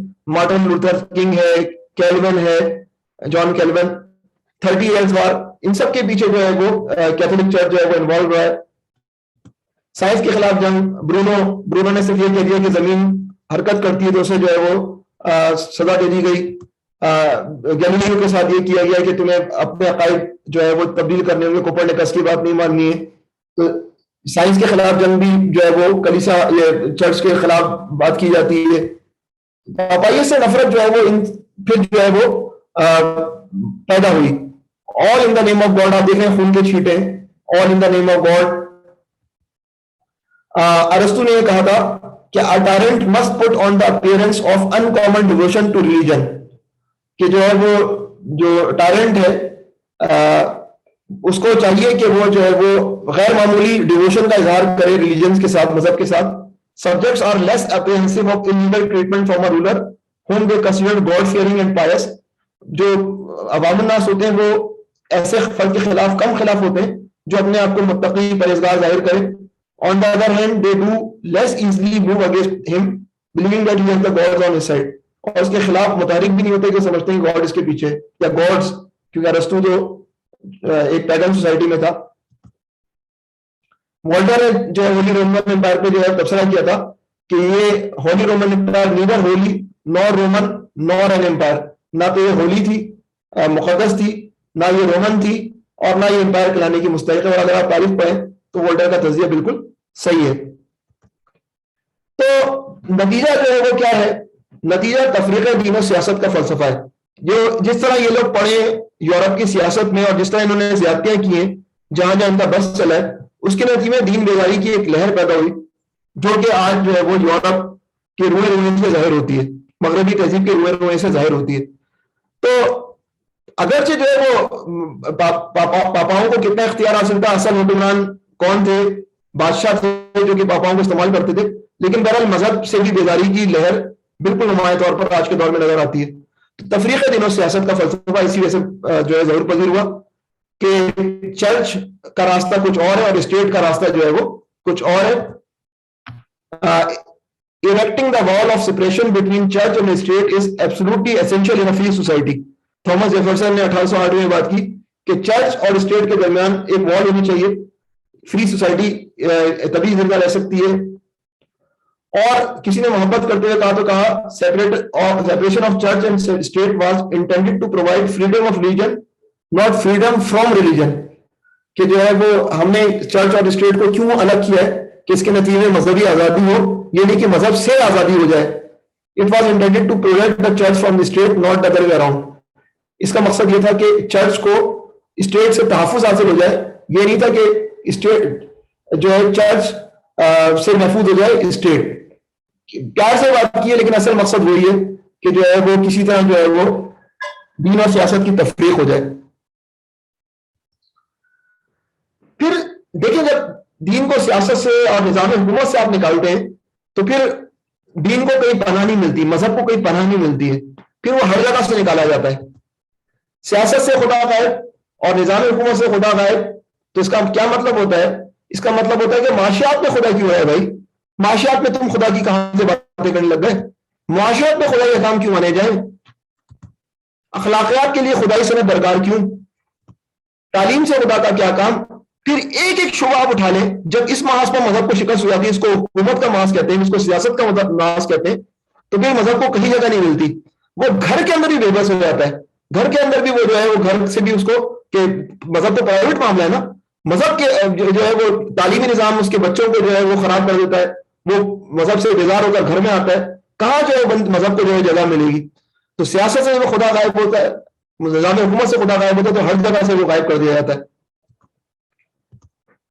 تو اکبر اسی وقت یہ ہوتے کہ رقیباً رپٹ لکھوائی جا جا کے تھانے میں کہ اکبر نام لیتا ہے خدا کا. اس زمانے میں ایسا دور آیا کہ خدا کا نام لینا بھی جو ہے وہ ایک مشکل کام ہو گیا. مسئلہ کہاں ہوا؟ مسئلہ جو ہے وہ بنیادی طور پر یہ ہوا کہ عیسائی دنیا کے اندر جو ہے وہ عیسیٰ علیہ السلام کے کچھ اقوال ہیں جو کہ ریفرنس پوائنٹ ہے. مثلا جو ہے وہ ایک موقع پر عیسیٰ علیہ السلام کو پھنسانے کی یہودیوں نے کوشش کی تو عیسیٰ علیہ السلام نے یہ بات کی, then Jesus said to them, give back to Caesar what is Caesar's and to God what is God's. And they were amazed at him. Matthew کے اندر ہے جو کہ بائبل کی کتاب ہے, انجیل کی کتاب ہے, تو 4 کتابوں میں سے, کہ پھر جو یہ سوال کیا کہ کیا کریں, تو عیسیٰ علیہ السلام نے ان انجیلوں کے مطابق یہ جواب دیا کہ جو سیزر جو قیصر کا ہے وہ قیصر کو دو, اور جو خدا کا ہے وہ خدا کو دو. تو سوال یہ بتاؤ کہ واٹ از سیزرز کا کیا ہے اور گاڈ کا کیا ہے. تو پاپائیت کا مسئلہ کیا تھا کہ اچھا یہ اب جو میں اقتباسات لاؤں گا, یہ اسلامی ریاست کتاب ہے جو خورشید احمد صاحب نے مرتب کی ہے, مولانا مودودی کے کچھ جو ہے وہ کی تحریر نے ان کو جمع کیا ہے, تو میں نے وہ جو ہے ٹائپ کیا ہے. تو یورپ کا پاپائی نظام سینٹ پال کا پیرو تھا جس نے موسوی شریعت کو لعنت قرار دے کر مسیحیت کی بنیاد صرف ان اخلاقی تعلیمات پر رکھی جو نئے نامے میں پائی جاتی ہیں. یعنی کہ عیسائیت کی بنیاد سینٹ پال, اور سینٹ پال نے کیا کیا کہ موسوی شریعت ایبولش ہو گئی, نیا عہد ہے, نیو ٹیسٹمنٹ ہے. اب حضرت عیسیٰ علیہ السلام نے گناہ تو سارے بخشوا دیے ہیں, اب ہمارا کام کیا ہے کہ جو اخلاقی تعلیمات جو عیسیٰ علیہ السلام نے دی ہیں ان پر عمل کرنا ہماری ذمہ داری ہے. ان اخلاقی تعلیمات میں کوئی ایسا قانون موجود نہیں ہے جس پر ایک تمدن اور ایک سیاست کا نظام چلایا جا سکے, کیونکہ بیک اینڈ جو موسوی شریعت تھی, موسوی شریعت کو ان لوگوں نے ایبولش کر دیا. مگر جب پاپاؤں نے یورپ میں بلا واسطہ یا بال واسطہ تھیوکریسی قائم کی تو ان کے لیے تو اب بیک اینڈ پہ تعلیمات تو موجود نہیں ہے انجیل کی، تو اس کے لیے قانون شریعت بھی وضع کیا، جو ظاہر کسی وحی یا الہام سے ماخوذ نہ تھا بلکہ خود ان کا گھڑا ہوا تھا۔ اس میں انہوں نے جو نظام عقائد، جو مذہبی اعمال و رسوم، جو نظریں اور نیازیں، جو معاشرتی ضوابط وغیرہ تجویز کیے، اس میں سے کسی کی سند بھی ان کے پاس کتاب اللہ سے نہ تھی۔ اس طرح سے انہوں نے خدا اور بندے کے درمیان مذہبی منصبداروں کی جو ایک مستقل واسطہ قرار دیا تھا، یہ بھی ان کا خود ساختہ تھا۔ نیز انہوں نے نظام کلیسا کے کارپرداروں کے لیے جو حقوق اور اختیارات تجویز کیے تھے اور جو مذہبی ٹیکس لوگوں پر لگائے تھے، اس کے لیے بھی کوئی ماخذ ان کی اپنے ہوائے نفس یعنی خواہشات نفس کے سوا نہ تھا۔ اب میں نے کوئی گناہ کیا ہے تو مجھے اگر گناہ بخشوانا ہے تو مجھے کیا کرنا پڑے گا؟ مجھے جو ہے وہ کلیسا میں جانا پڑے گا، وہاں کانفیس کرنا پڑے گا اپنے گناہ کو اس کے سامنے جو سب سے بڑا گناہگار ہے۔ یہ کہاں سے آئی یہ باتیں کہ میں جو ہے وہ اپنے گناہ کو جو ہے وہ کہیں کنفیشن کروں؟ یہ ساری باتیں انہوں نے خود ہی گھڑی نا۔ ایسے نظام کا جو انہوں نے خود بنیاد رکھی، جو خود ہی ان کی بنائی ہوئی خود ساختہ شریعت ہے، ایسے نظام کا نام انہوں نے تھیوکریسی رکھ دیا ہو، لیکن وہ فی الحقیقت تھیوکریسی کبھی بھی نہیں تھی۔ یہ تو کچھ اور گیم تھا جو تھیوکریسی کے نام پر کھیلا جا رہا ہے۔ اگر وہ تھیوکریسی جو جوزفس فریگس والی ہے، اس کے پیچھے بیک گراؤنڈ کے ہمیں مذہبی سند لگتی ہے، لیکن یہاں تو بات ہو رہی ہے کہ اپنے خواہشات نفس کو مذہب کے نام پر جو ہے دنیا پر امپوز کیا جا رہا ہے۔ اس کو یہ ہم آگے پڑھ لیں گے پھر۔ تو یہ کوئی جعلی تھیوکریسی ہے۔ اس طرح انہوں نے خدا اور بندے کے درمیان مذہبی منصبداروں کا جو مستقل واسطہ قرار دیا، ان کا خود ساختہ تھا۔ یورپ اسی پریس کلاس کی بنیاد پر قائم تھیوکریسی سے واقف تھا۔ یورپ کو جو تھیوکریسی پتا ہے، انہوں نے یہی ایک مذہبی طبقہ ہے جو پریس کلاس ہے، جو اس طرح کی تھیوکریسی انہوں نے قائم کی، تو یورپ نے وہ تھیوکریسی دیکھی ہے۔ اور یورپی تھیوکریسی سے پہلے بھی یہ امراض تو موجود تھے، قرآن اس بات کی گواہی دیتا ہے۔ جبکہ آپ کو پتا ہے کہ حضور اکرم صلی اللہ علیہ وسلم کے بعد ہولی رومن امپائر آئی ہے، 100 سال بعد، سمجھ لیں آپ، بلکہ 100 سال سے بھی زیادہ۔ تو مگر قرآن نے پہلی باتیں بتا دی تھی۔ یہودیوں کے لیے اللہ تعالیٰ نے سورہ بقرہ میں فرمایا کہ پس ہلاکت اور تباہی ہے ان لوگوں کے لیے جو اپنے ہاتھوں سے شریعت کا یا شرع کا نوشتہ لکھتے ہیں، پھر لوگوں سے کہتے ہیں کہ اللہ کے پاس سے آیا ہوا ہے تاکہ اس کے معاوضے میں تھوڑا سا فائدہ اٹھا لیں۔ ان کے ہاتھوں کا لکھا بھی ان کے لیے تباہی کا سامان ہے اور ان کی یہ کمائی بھی ان کے لیے موجب ہلاکت ہے۔ شو کرتے ہیں کہ اللہ کا ہے حکم، اصل میں یہ انہوں نے خود ہی لکھا ہوا ہوتا ہے۔ قرآن اس کو کہتا ہے کہ ان کے لیے تباہی ہے۔ یہ علماء یہود کا معاملہ تھا۔ اور جو ہے سورہ توبہ آیت نمبر 31 میں اللہ تعالیٰ نے آیت نمبر 9 میں اللہ تعالیٰ نے فرمایا اتخذوا اعوذ باللہ من الشیطان الرجیم اتخذوا احبارهم ورهبانهم اربابا من دون اللہ۔ ان لوگوں نے اپنے عالموں اور اپنے درویشوں یا عابدوں کو اللہ کے بجائے معبود بنا لیا۔ کس کو؟ عالموں کو، احبار اور رہبان، اپنے درویشوں کو اللہ کے بجائے معبود بنا لیا۔ عدی بن حاتم تائی جو تھے وہ اس پہ پریشان ہو گئے۔ انہوں نے کہا کہ ہم نے کبھی بھی اپنے علماء کو، اپنے درویشوں کو اپنا رب نہیں بنایا۔ یہ قرآن، یہ اللہ تعالیٰ کیسے کہہ رہے ہیں کہ ہم ان لوگوں کو ہم نے ارباب بنایا ہے؟ تو حضور اکرم صلی اللہ علیہ وسلم نے کیا جواب دیا؟ اس کا جواب نبی کریم صلی اللہ علیہ وسلم نے کہا کہ کیا ایسا نہیں ہے کہ تم وہ جو حلال کرتے ہیں حرام کرتے ہیں، تم جو ہے وہ ان کو حرام قرار دیتے اور جو حرام حلال کرتے ہیں اس کو حلال؟ تو اس کا جواب نبی کریم صلی اللہ علیہ وسلم نے فرمایا کہ حرام کو حلال کر دیتے ہیں، حلال کو حرام کر دیتے ہیں، اور تم سب اس کو تسلیم کر رہے ہوتے ہو، کوئی مذہبی سند نہیں ہوتی ہے۔ تو بنیادی طور پر تو حضور اکرم صلی اللہ علیہ وسلم کے دور میں بھی عیسائی علماء اور رہبان کا یہ رویہ تھا۔ یہ رویہ جب ان کو اقتدار ملا تو انہوں نے بھرپور طور پر جو ہے اس کا اظہار کیا اپنے اقتدار کے دوران۔ اسلامی تھیوکریسی، جب سوال یہ ہوتا ہے کہ تھیوکریسی کا لفظ تو گالی بن گیا، لیکن کیا ہم اسلامی تھیوکریسی کی اصطلاح اس دور میں استعمال کر سکتے ہیں؟ یہ بات تو طے ہے کہ اسلام اقتدار چاہتا ہے، اسلام سیاست کے گندے کیچڑ کو صاف کرنا چاہتا ہے۔ اس کے اندر بہرحال جب یہ کیچڑ صاف ہو رہا تھا تو ہو سکتا ہے کہ صاف کرنے والوں کے کپڑے تو گندے ہوں، لیکن نبی کریم صلی اللہ علیہ وسلم کو جب ہجرت کر رہے ہیں تو کیا دعا سکھائی جاتی ہے؟ اور دعا کرو اے پروردگار مجھ کو جہاں تو داخل کر سچائی سے داخل فرما، اور جہاں سے بھی نکال سچائی کے ساتھ نکال، اور اپنی طرف سے اقتدار کو میرا مددگار بنا۔ کس کو مددگار بنا؟ اقتدار کو میرا مددگار بنا۔ یہ بڑی کلیئرٹی ہے کہ اسلام اگر ضابطہ حیات ہے تو اس کو اقتدار چاہیے، ورنہ یہ گھروں کے اندر بھی نہیں بچ پائے گا۔ تو اسلامی تھیوکریسی بمقابلہ اب یہ میں آخری حصے میں اس میں زیادہ بحث نہیں کروں گا کیونکہ اسلامی ریاست کے حوالے سے میں الگ ایک لیکچر دینا چاہتا ہوں. آپ کے سامنے صرف چند اقتباسات رکھوں گا. اسلامی تھیوکریسی بمقابلہ پاپائیت تھیوکریسی. پاپائیت کو آخر اسلام کی حکومت الہیہ یا شرعی حکومت سے کیا مماثلت ہو سکتی ہے جس کے لیے کتاب و سنت کی صورت میں بالکل واضح اور ناقابل حذف اور ترمیم قانون موجود ہے. پاپائیت کے ساتھ مسئلہ اس کے پاس شریعت نہیں ہے, اللہ کے احکامات نہیں ہے.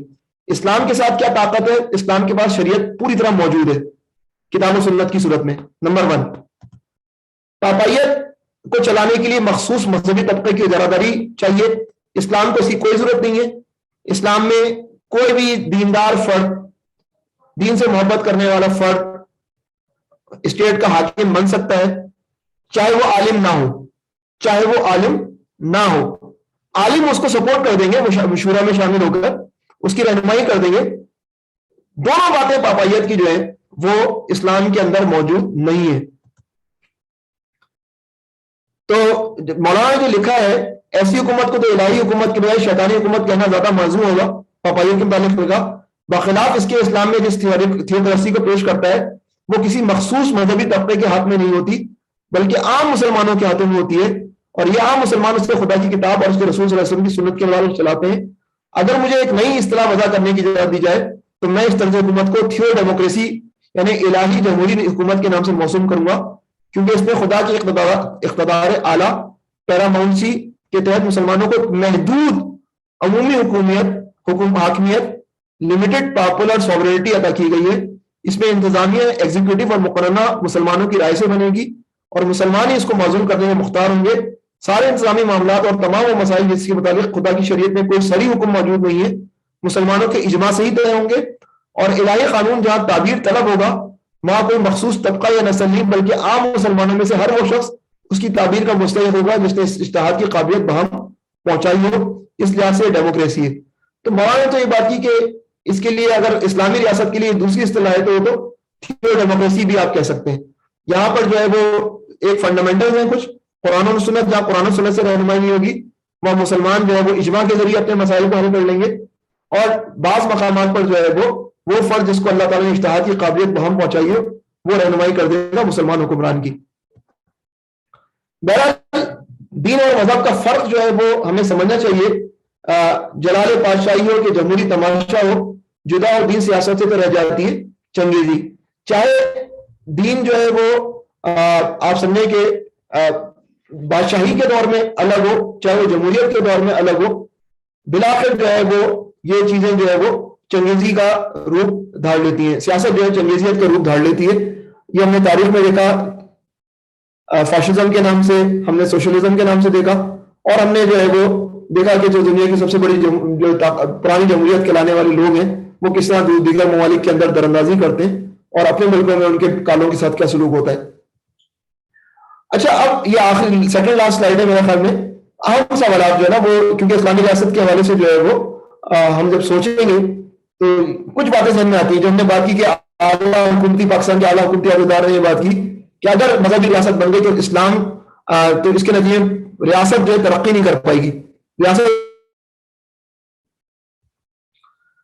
تو سوالات جو بیسک ہے ہمارے وہ یہ ہے کہ where does the divine and the room for human free will begin, کہ کہاں جو ہے مقدس چیز جو ہے یعنی کتاب و سنت کا معاملہ ختم ہوتا ہے اور کہاں جو ہے وہ انسانوں کو اختیار ہوتا ہے کہ وہ اپنے معاملات کو جو ہے وہ خود باہمی مشورے سے طے کریں. یہ ایک اہم سوال ہے. ان بات specific ways are the message of the Quran and Sunnah timeless and eternal. ہم کہتے ہیں قرآن اور سنت جو ہے وہ وقت اور مکان کی جو ہے وہ زمان اور مکان سے بالا تر ہے, تو کس ویز کے اندر ہے, اور اس طرح Islamic message adaptable to different times and circumstances and in what way, کس طرح اسلامک میسج جو ہے وہ اڈاپٹ کرے گا مختلف حالات کے اندر, اور کیا ہے کہ نہیں ہے, اور کیا ہوگا تو کس طرح ہوگا, اڈیپٹیشن کس طرح ہوگی. یہ بیسیکلی پولیٹیکل سائنس کی کوشچنز ہیں جو اسلامی ریاست کے وجہ سے جب بھی ہم ڈسکشن کریں گے تو اس میں سامنے آئیں گے. لیکن میں آپ کے سامنے ضرور توجہ دلاؤں گا, حضور اکرم صلی اللہ علیہ وسلم کے دور کے اندر بھی صورتحال یہ تھی کہ صحابہ رسول اللہ صلی اللہ علیہ وسلم پوچھتے تھے یا اللہ کے رسول یہ اللہ کا حکم ہے یا آپ کی ذاتی رائے ہے, اور جب رسول اللہ کہتے تھے آپ کی یہ ذاتی رائے تو صحابہ بولتے تھے یہ مناسب نہیں ہے, جنگ کے درمیان کیمپ یہاں لگانا زیادہ موضوع ہے. تو آزادی اظہار رائے تو رسول اللہ صلی اللہ علیہ وسلم کی موجودگی میں بھی جو ہے وہ الاؤ کی گئی ہے کہ مسلمانوں کے لیے کیا بہتر ہے. تو ایک تو یہ چیز ہے کہ وہ افراد ہیں جو کہ سمجھتے ہیں کہ اسلام آ گیا تو انٹرٹینمنٹ میں پابندی ہوگی, یہ مسئلہ ہو جائے گا, ایک دقیانوسی قسم کا معاشرہ ہے. اور دوسرے لوگ جو ہے وہ جو سنجیدہ لوگ ہیں وہ کہتے ہیں کہ اسلام آ گیا تو کہیں سائنسی طور پر بھی ہم پیچھے نہ رہ جائیں اور جو علمی ترقی کا سفر کہیں رک جائے. دوسرے قسم کے لوگ تو غیر سنجیدہ ہیں, یعنی کہ جو کہہ رہے ہیں انٹرٹینمنٹ کے مسائل کے حوالے سے. لیکن جو پہلے قسم کے لوگ ہیں جو کہ دنیا کے اندر جو ہے وہ پاکستان کو باوقار مقام دیکھنا چاہتے ہیں, ان کو جواب دینے کے لیے ضروری ہے کہ اگر اسلامی ریاست آ گئی تو وہ سائنس اور ٹیکنالوجی کو اپنی اہم ترین ترجیح میں شامل کرے گی. اس کے نزدیک سائنس اور ٹیکنالوجی جو ہے وہ اسلام سے متصادم نہیں ہے. عیسائیت کے اندر ہو سکتا ہے کہ متصادم ہو, بہرحال یہ اگلے ڈسکشن کے موضوع ہے. یہاں پر میں جو ہے وہ اگلی مجلس میں اسلامی ریاست کے موضوع پر جو گفتگو کروں گا تو انشاءاللہ یہ تمام باتیں ضرور بس آئیں گی. اس وقت جو ہے میں اپنی بات کو ختم کرتا ہوں. وآخر دعوانا الحمدللہ رب العالمین. جزاک اللہ خیرا.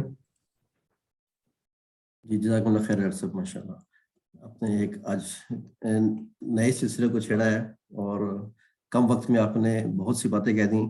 میرا خیال ہے کہ ہمیں اس ٹاپک کو ڈسکس کرنے کے لیے کافی وقت درکار ہے. تو دیکھیں گے حالات رہے اور موقع رہا تو انشاءاللہ پھر ہم اس پہ بات کریں گے. تو اس سلسلے میں اگر کوئی صاحب بات کرنا چاہیں تو فورم حاضر ہے, میں انمیوٹ کر دوں گا کہ آپ ہینڈ ریز کر دیں تو انشاءاللہ اس کو ڈسکس کرتے ہیں. اگر کوئی صاحب اس میں اضافہ کرنا چاہیں یا اپنی کوئی رائے دینا چاہیں تو ڈاکٹر صاحب حاضر ہیں.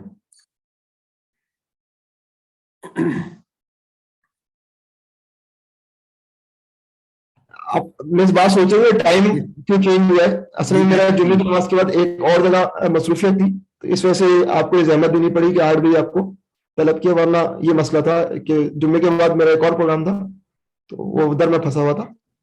جی بے شک, ہاں لوگوں کو معلوم نہیں تھا, کچھ لوگوں نے مجھ سے ڈائریکٹ پوچھا تو انشاءاللہ باقی آئندہ ہم لوگ اپنے وقت پہ ہی پروگرام کریں گے. اگلا بھی شاید رات 8 بجے ہو, لیکن اس کے بعد انشاءاللہ پھر جمعے کی نماز کے بعد آ جائیں گے. ٹھیک ٹھیک. اچھا ڈاکٹر صاحب, یہ جو آپ نے ذکر کیا قائد اعظم محمد علی جناح کا جو آپ نے پوائنٹ رکھا تھا سامنے, اس سلسلے میں آپ کی اپنی ذاتی رائے کیا ہے کہ قائد اعظم ان کی کیا سوچ تھی اس ملک کو بنیادیں رکھتے ہوئے؟ دیکھیں جو اگر اس معاملے میں کوئی اتھارٹی میں نے دیکھا ہے نا کہ جو جس کی بات پر آپ بہت زیادہ اعتبار کر سکتے ہیں تو ڈاکٹر صفدر محمود ہے نا.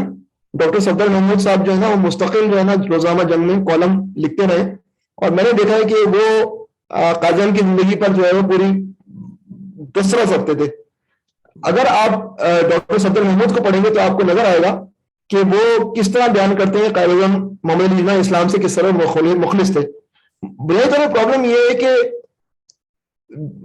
ہمارے فاؤنڈنگ فادرز کو علامہ اقبال اور محمد علی جناح قائد اعظم محمد علی جناح مرحوم کو چیلنج یہ درپیش تھا کہ ایک طویل عرصے سے جو ہے نا وہ اسلامی ریاست یا اسلامی حکومت کا سلسلہ ٹوٹا ہوا تھا. بادشاہت جو ہے وہ چلی ہوئی تھی, بادشاہت چل رہی تھی اسلام کے نام پر. اب یہ جو علامہ اقبال یہ چاہ رہے ہیں کہ دوبارہ ہم ایک ایسی ریاست قائم کریں گے جہاں وہ سلسلہ جو رک گیا تھا اس جو انسانیت کو آگے بڑھانے کا اسلامی ریاست کے سائے تلے اس کو دوبارہ شروع کیا سکے. قائد محمد علی جناح بھی جو ہے وہ اس معاملے میں مخلص تھے, لیکن اخلاص کے ساتھ پرابلم کیا ہوتی ہے, اخلاص کے ساتھ یہ بھی چاہیے ہوتا ہے کہ کس طرح اس چیز کو امپلیمنٹ کیا جائے گا. تو ان لوگوں نے کام یہ کیا کہ انہوں نے اپنی ذمہ داری, ایک نے فکر پاکستان کی دے دی, ایک نے پاکستان کو بنا کر دے دیا. ان کو مہلت بھی کتنی ملی, 1948 میں ان کا انتقال ہو گیا, مگر انہوں نے جو ہے وہ ہمارے لیے کام کر کے دے دیا کہ بھائی ہماری خواہش یہ ہے, اپروچ یہ ہے, اب تمہیں یہ کام کرنا ہے. بدقسمتی سے آگے یہ کام جو ہے وہ بڑھ نہیں پایا اور جو ہے وہ برطانوی حکومت نے مداخلت کر کے جو ہے وہ اسکندر مرزا کو جو ہے وہ یہاں تو نہیں اسکندر مرزا غلام محمد کو جو ہے وہ شاید ہی کہ وہ قبضہ کر لیں اور اس کے نتیجے میں جو ہے وہ پاکستان کی جو نوزائیدہ جمہوریت کا گلا گھونٹ دیا گیا اور اس کے بعد سے معاملات جو ہے وہ خراب سے خراب پر اترے چلے گئے. تو اس میں جو قائد اعظم رحمۃ اللہ نے کہا تھا کہ میری جیب میں کھوٹے سکے ہیں, تو اس کا ادراک تو ان کو بھی تھا, مطلب ان کی ظاہر ہے وہ بے لوث ہو کے انہوں نے کام کیا, لیکن ان کے ساتھ مطلب جو ساتھی تھے ان کے سب مطلب چند ایک اس میں مطلب اب بہت اچھے بھی تھے، ان کو مطلب سب پہ تو آپ یہ نہیں کہہ سکتے کہ جی سارے کھوٹے تھے، لیکن کھوٹے سکے تھے وہ ان کے مطابق. تو ہم کیا کریں؟ ہم ظاہر ہے ابھی کوئی گورنمنٹ آتی ہے، کوئی بھی پولیٹیکل گورنمنٹ آتی ہے تو کوئی آسمان سے تو کوئی نہیں اترا، مطلب یہی کھوٹے سکے ابھی بھی ہیں اور اس میں ہی کرپشن بھی ہے.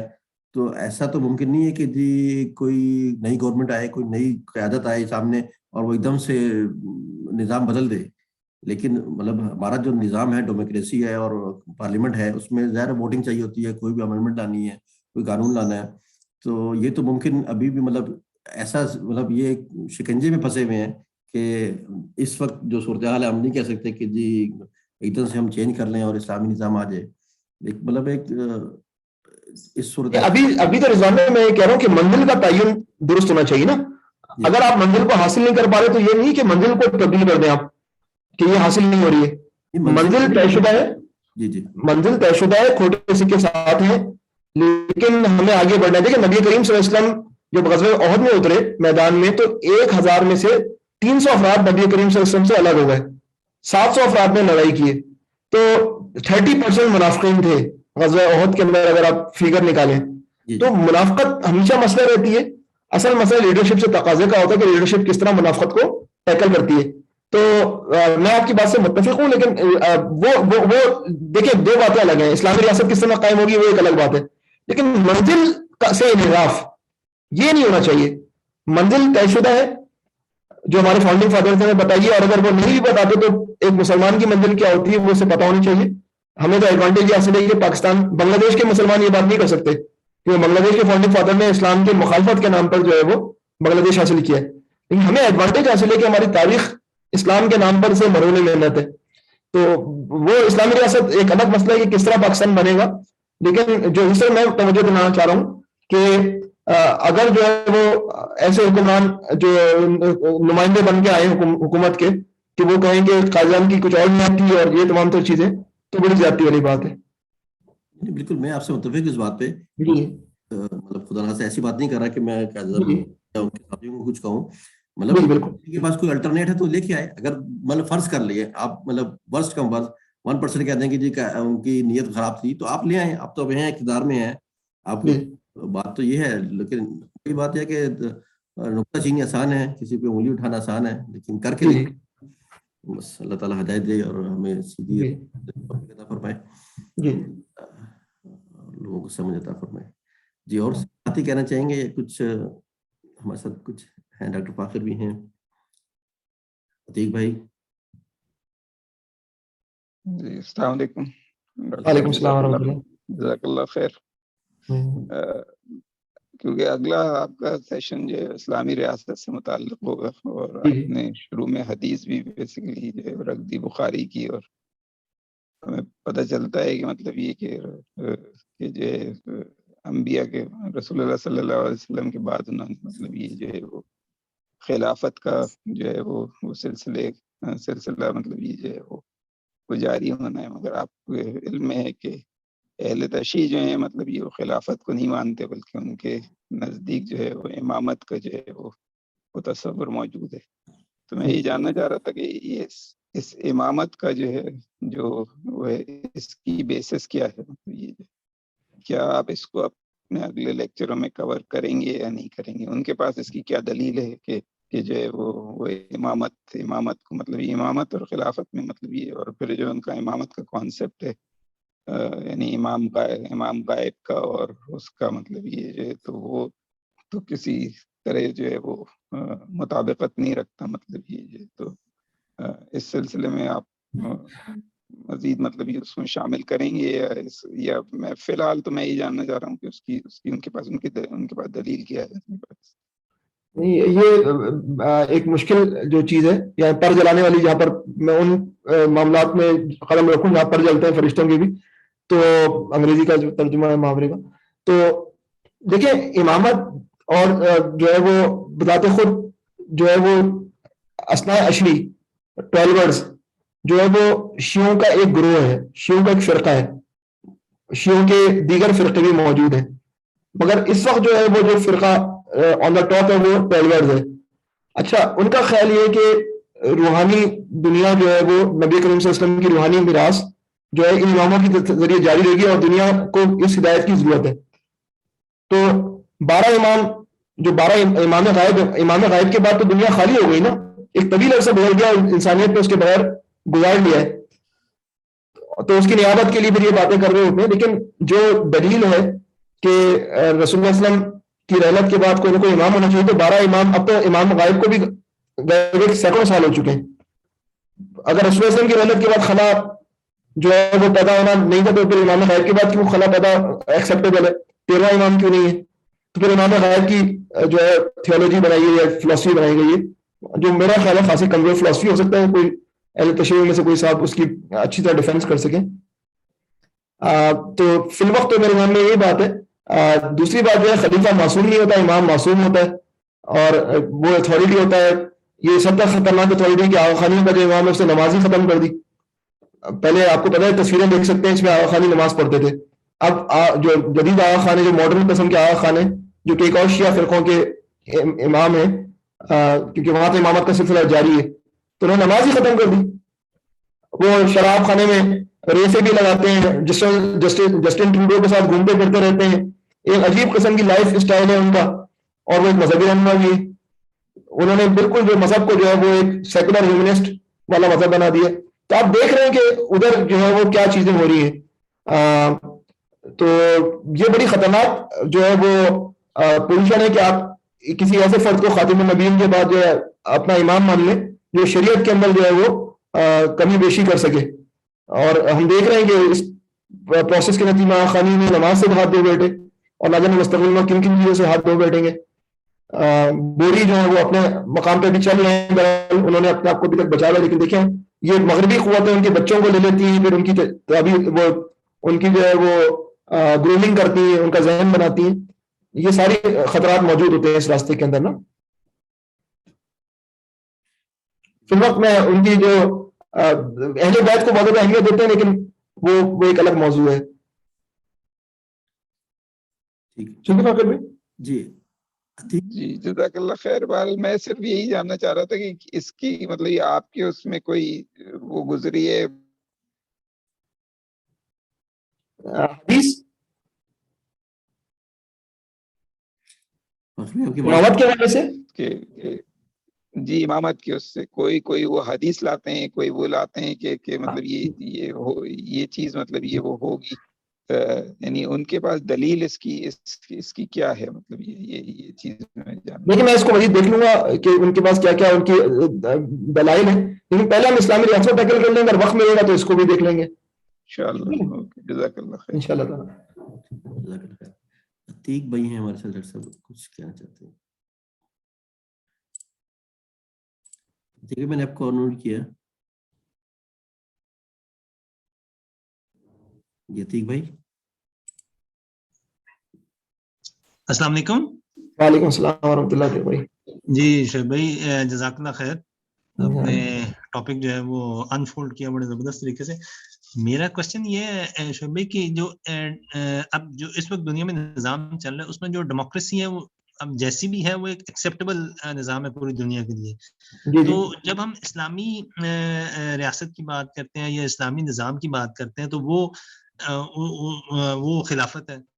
ٹھیک ہے, خلافت جو خلفائے راشدین ہے, یہ حضرت عمر بن عبد العزیز, وہاں تک تو وہ چیزیں کلیئر تھیں, وہ ایک حضور صلی اللہ علیہ وسلم کے بعد وہ چیزیں چل رہی تھیں. تو اس وقت اگر آج کے دور میں یہ خلافت کے نظام کو مطلب لیٹ سے اگر ایکسپلور کیا جائے تو یہ کس طرح سے امپلیمنٹ ہوگا؟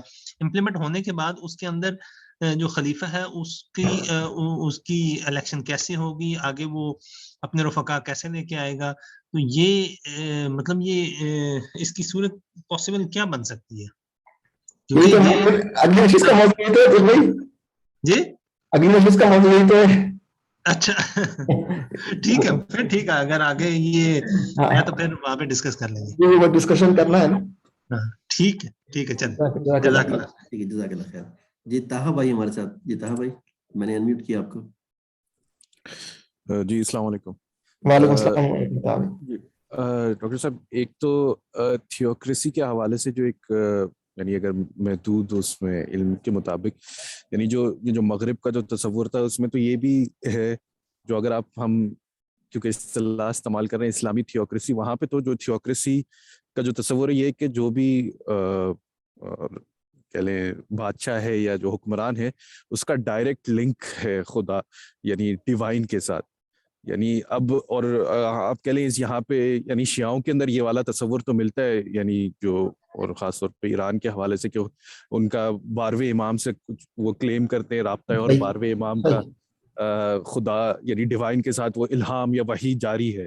یعنی یہ تو یہاں پہ اسلام کے اندر یا جو اسلامی تھیوکریسی کے اندر یعنی تھیوکریسی کا لفظ استعمال کرنا یعنی کتنا مناسب ہوگا اس کے مقابلے میں جو تھیو ڈیموکریسی کا جو لفظ ہے وہ بہتر ہے، جو کہ آپ نے جو کوٹ کیا تھا. کیونکہ تھیوکریسی سے تو یہی عام طور پہ لوگوں کے ذہن میں یہی جاتا ہے کہ پوپ، جس طرح آپ نے بتایا کہ وہ معصومیت کا دعویٰ کرتے ہیں، اور ان کا یہ بھی کلیم ہوتا ہے کہ وہ غلطی ہو نہیں سکتی کیونکہ ان کا ڈیوائن کے ساتھ لنک ہے، یعنی وہی کا سلسلہ جو جس شکل میں بھی ہے وہ جاری ہے. تو ایک تو اس پہ یعنی کہ اگر ہم یہ تھیوکریسی ہی جو لفظ ہے جو کہ میرے خیال سے جو قائد اعظم کا بھی آپ حوالہ دے رہے تھے کہ انہوں نے ان سے انٹرویو میں کسی نے یہی پوچھا تھا کہ کیا یہ تھیوکریٹک اسٹیٹ ہوگی، تو انہوں نے بھی جواب میں یہ کہا کہ مجھے نہیں پتا آپ کا تھیوکریسی سے مطلب کیا ہے. رائٹرز کا ایک انٹرویو تھا. تو یہ ایک تو اس پہ اگر میں اس پہ آپ سے متفق ہوں کہ جو اصطلاح جو ہے وہ گندی ہو گئی ہو، خراب ہو گئی ہو، اس اصطلاح کو استعمال کرنا مناسب نہیں ہے. میں صرف سمجھانے کے لیے کر رہا تھا کہ اگر فلیویس جوسفس نے تھیوکریسی کو جو بیان کیا ہے اس کو اگر دیکھا جائے تو پھر اسلامی تھیوکریسی جو ہے نا برا نہیں لگتا. لیکن یہ بات صحیح ہے جو آپ نے توجہ دلائی ہے کہ ختم النبیین کے بعد اہل سنت کے ہاں ایسا کوئی ذریعہ نہیں ہے کہ وہ جو ہے براہ راست جو ہے وہ احکامات کو وصول کرے. تو ہم ذرا کوئی دوسری اصطلاح استعمال کرنے زیادہ بہتر ہے. اچھا، اور جو اس حوالے سے کہ جو آپ کا بھی سوال جواب کے ہی اس میں آپ نے کہا کہ قائد اعظم کے ہی حوالے سے کہ اب وہ چاہتے تو ایک اسلامی نظام لے کر آنا چاہتے تھے جو ان کے ایکسپریس جو ان کے نظریات جو انہوں نے ایکسپلیسٹلی جو ایکسپریس کیا ہے کھل کر، جن کی ان کے تقریروں میں بھی اور ان کے انٹرویوز میں بھی اور دیگر جگہوں پہ بھی ان کے بیانات مل جاتے ہیں اس حوالے سے. لیکن اب اس میں یہ ضروری ہے کیونکہ اگلا لیکچر آپ کا اس حوالے سے ہے، اس پہ یہ ضروری ہے کہ بہت سارے لوگ دعوے دار ہوتے ہیں اسلامی نظام قائم کرنے کے حوالے سے، لیکن طریقہ کار کے حوالے سے جب اگر وہ ان کا صحیح نہیں ہوتا تو ہم جتنے بھی اچھے دعوے دار ہوں، جتنے بھی بڑے دعوے دار ہوں، ہم اگر طریقہ کار صحیح نہیں اپنائیں تو وہ الٹیمیٹلی اسلامی نظام جو بھی شکل اختیار کرتا ہے اگر وہ صحیح طریقہ نہ ہو تو پھر وہ ایک بگڑی ہوئی شکل اختیار ہوتی ہے. اور جو ناقدین تھے جو کہ تقسیم ہند کے خلاف بھی نہیں تھے لیکن تحریک پاکستان کے ناقدین تھے یا کہہ لیں مسلم لیگ کے ناقدین تھے، ان کو اسی بات کا اندیشہ تھا کہ جو مسلم لیگ جس طرز پہ یہ جو تحریک چلا رہی ہے تحریک پاکستان، وہ ایک اسلامی ملک بنانے میں کامیاب نہیں ہوگی، کیونکہ جس طرح کے اس کے اندر انہوں نے طریقہ کار اپنائے، جو لیڈرشپ ہے، جو کارکنان ہیں، وہ سب اس ایک اسلامی ریاست بنانے میں تو کامیاب نہیں ہو سکتی. ایک مسلم ریاست یا ایک مسلم قومی ریاست تو ضرور بنانے میں کامیاب ہو سکتی ہے. تو اگر ہم دیکھیں آج پاکستان کی ایک مسلم قومی ریاست کے زیادہ قریب نظر آئے گا بجائے، یعنی یہ میری رائے ہے، ایک اسلامی ریاست کے مقابلے میں. تو یہ شاید آپ اپنے اگلے لیکچر میں اس کو جی دیکھیں، آپ جو بات کر رہے ہیں پروسیس اور پروڈکٹ کی بات کر رہے ہیں نا کہ پروڈکٹ جو ہے اچھی اسی وقت ہوگی جب پروسیس اچھا ہوگا. لیکن جو ہمیں دیکھنا، ہم ایک تاریخ کے طالب علم کے طور پر اس کو دیکھیں کہ وہ حالات جن حالات میں پاکستان کی تحریک چلائی گئی وہ کیسے حالات تھے. ان حالات کے اندر جو ہے نا وہ اکیڈمک گفتگو کرنا جو ہے وہ ایک اعتبار سے نسبتاً آسان ہے، لیکن پریکٹیکلی جو ہے وہ صورتحال یہ تھی کہ اگر انگریز بغیر تقسیم کیے چلے جاتا تو ہم گورے سے ایک کالے انگریز کی جو ہے وہ غلامی میں آ جاتے، تو پھر تو کوئی چوائس ہی نہیں تھی. تو ہنگامی بنیاد پر جو ہے یہ سبیل کی گئی کہ جو ہے وہ یہ ہو سکتا ہے ان کا ہم کہیں کہ اجتہادی غلطی ہو قائد اعظم کی، لیکن بہرحال جو ہے انہوں نے اپنا رول ادا کر دیا. اب جو ہے وہ ان لوگوں کا کام ہے کہ ایک مسجد بن گئی ہے، اب مسجد کو میں صحیح جو ہے وہ نظام بن جائے ہمارا، تو یہ جو آپ بات کریں اس سے متفق ہوں، لیکن بہرحال اس زمانے کی اپنی مجبوریوں کو بھی مد نظر رکھنا چاہیے نا.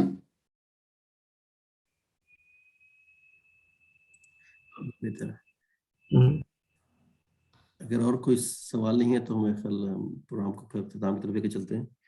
جزاک اللہ. ڈاکٹر صاحب ہمارا 21 تاریخ کو انشاءاللہ جمعے کو.